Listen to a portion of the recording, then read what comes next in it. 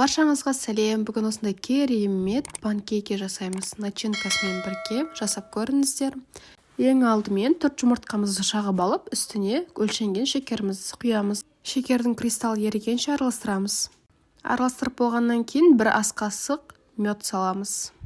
Менде қою мед болды. Егерде сізде сұйық мед болса, 2 ас қасық салсақ болады. Өлшенген ұнымызды қосып, оның үстінен қопсытқышымызды қосып, жақсылап араластырамыз. Ешқандай түйінсіз.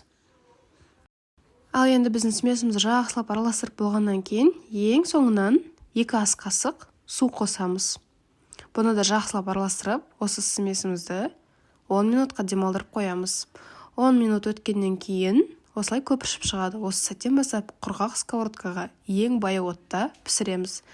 Бірінші беті піскен кезде, осылай көпіршіген кезде аударамыз. Сол кезде толықтай піседі. Ал енді начинкасын жақып шығамыз. Менде нутелла пастасы. Сіздерде варенка, сгущенка, немесе варенье жақсаңыздар да болады. Панкейкидің ақ жерлерін бір-біріне біріктіріп жабыстырып шығамыз. Ал енді кесіп көрсетемін. Өте керемет жұмсақ болып шығады. Жасап көріңіздер. Менің каналыма тіркелуді ұмытпаңыздар. Лайк қойып, комментарий жазып кетіңіздер. Сіздермен болған Жанерке. Астарыңыз дәмді болсын.